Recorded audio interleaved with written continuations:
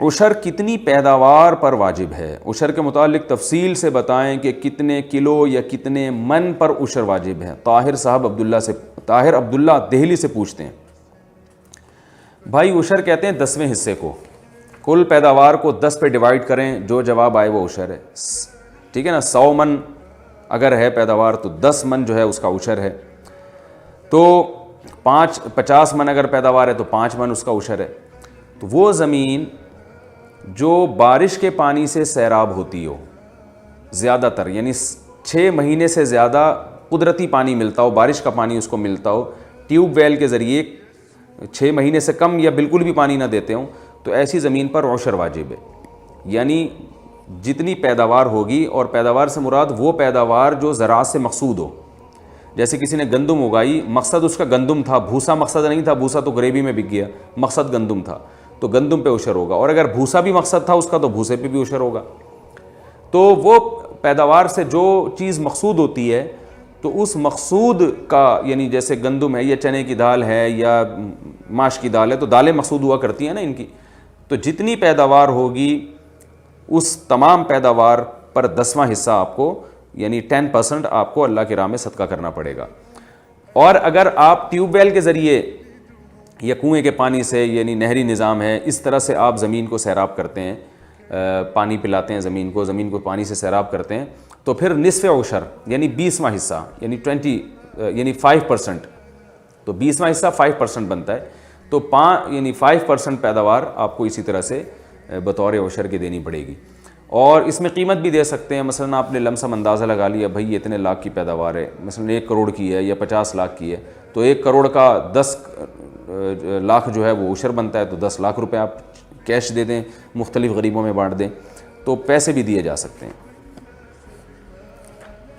سعودیہ میں مقیم حضرات پر حج کا فریضہ، کیا سعودی عرب میں مقیم شخص کے لیے حج فرض ہو جاتا ہے؟ اگر آدمی مقروض ہو تو کیا کرے؟ کیا شادی کے لیے جمع کیے ہوئے پیسوں پر حج فرض ہوگا؟ محمد اشتیاق سعودی عرب سے پوچھتے ہیں۔ بھائی یہ بات غلط ہے کہ سعودیہ میں رہنے والوں پر حج فرض ہے۔ حج اس وقت فرض ہے جب ان میں حج کی استطاعت بھی ہو، استطاعت نہیں ہے تو ان پہ بھی حج فرض نہیں ہے، اور مقروض آدمی پہ حج فرض نہیں ہے، اگر وہ حج پہ جا ہی نہیں سکتا، اس پہ قرضہ اتنا چڑھا ہوا ہے۔ شادی کے لیے آپ نے پیسے رکھے ہوئے ہیں اور اس دوران حج کی درخواستیں جانا شروع ہو گئیں، اور آپ میں استطاعت ہے کہ یہ پیسے آپ درخواستوں میں جمع کر کے حج پہ جا سکتے ہیں، تو پھر آپ کو شادی کو ڈیلے کرنا پڑے گا، حج پہلے کرنا پڑے گا آپ کو، تو کیونکہ حج آپ پہ فرض ہو گیا، اور جو ہے وہ اس کو آپ کو مقدم کرنا پڑے گا۔ رخصتی سے پہلے شوہر فوت ہو گیا تو عدت کا حکم۔ ایک آدمی کی منگنی ہوئی، نکاح بھی ہوا مگر شادی نہیں ہوئی، اگر شادی سے پہلے ہی آدمی مر گیا تو لڑکی پر عدت لازم ہے یا نہیں؟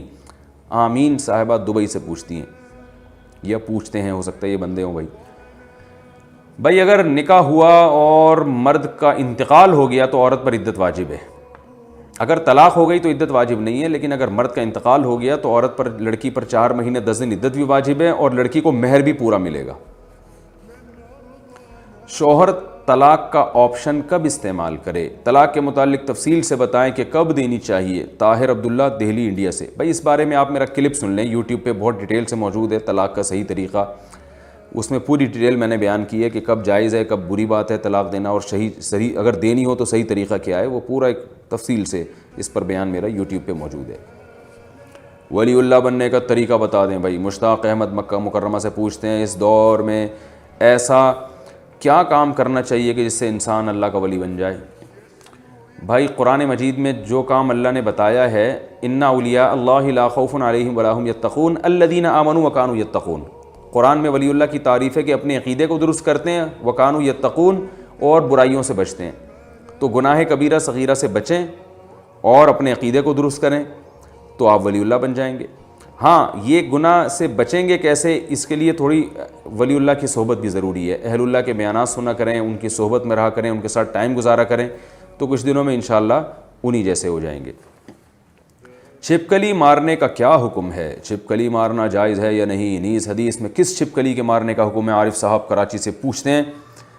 کس قسم کی چھپکلی؟ بھائی چھپکلی جس بھی قسم کی ہو، چتکبری ہو، وائٹ ہو، بلیک ہو، ہمارے حضرت فرمایا کرتے تھے کھٹمل جھٹمل، یعنی جیسے ہی آپ نے کھٹمل دیکھا تو جھٹ مل دیں اس کو، آپ قسمیں نہ تلاش کریں کہ کھٹمل کی کون سی قسم ہے یہ۔ تو ایسے ہی چھپکلی جہاں نظر آئے ماریں اس کو، کیونکہ رسول اللہ صلی اللہ علیہ وسلم کی صحیح حدیث ہے، آپ صلی اللہ علیہ وسلم نے فرمایا یہ چھپکلی جو ہے یہ ابراہیم علیہ السلام کی جو آگ جب جل رہی تھی اس میں پھونک مارتی تھی تو بھڑکانے کی کوشش کر رہی تھی۔ اس سے پتہ چلتا ہے کہ اس جانور کی خصلت میں انسان دشمنی ہے۔ تو چھپکلی ہے یا گرگٹ ہے، یہ جو یعنی اس فیملی کے جو جانور ہیں ان کو مارنے کا حکم ہے، اور حدیث میں آتا ہے جس نے ایک وار میں مارا 100 نیکیاں، اور جتنے وار میں مارے گا اتنی نیکیاں کم ہوں گی۔ علماء نے اس میں حکمت بیان کی ہے کہ مارنا تو ہے لیکن ایسا طریقہ ہو جس سے تکلیف کم سے کم ہو، تو ایک ہی دفعہ میں مار دیں گے نا تو جانور کو تکلیف کم سے کم ہوگی اور مقصد حاصل ہو جائے گا، تو 100 نیکیاں۔ اور لوگ اناڑی لوگ چھپکلیوں کو ایسے مارتے ہیں، پہلا نشانہ وہ چپل ماری تو چھپکلی کی دم پہ لگا تو پہلے دم کا ناچ دیکھتے ہیں کافی دیر، چھپکلی بیچاری دائیں بائیں گھوم رہی ہوتی ہے، پریشان ہوتی ہے۔ اس کے بعد دوسرا نشانہ مارا تو ادھر سے تھوڑی سی اس کے جو ہے نا وہ ڈیمیج ہو گئی، پھر ادھر سے ڈیمیج ہو گئی، اس کو ترسا کے تڑپا کے بیچاری کو مارتے ہیں۔ اس میں جانور کو تکلیف دینا مقصد نہیں ہے، بلکہ وہ نقصان دہ جانور ہے تو بھائی وہ تنگ نہ کرے، کوئی کھانے میں گر گیا یا کچھ کوئی اس نے کچھ ایسی بیٹ کر دی کھانے میں، نقصان ہوتا ہے اس سے۔ تو اس لیے ایک ہی دفعہ میں اس کو اسٹیکر بنا دیں آپ دیوار پہ، پھر وہ اس دیوار صاف ہو جائے گی، یا اسپرے کر دیں تاکہ فوراً مر جائے وہ۔ تو ایسا طریقہ ہونا چاہیے جس سے اس جانور کو تکلیف کم سے کم ہو۔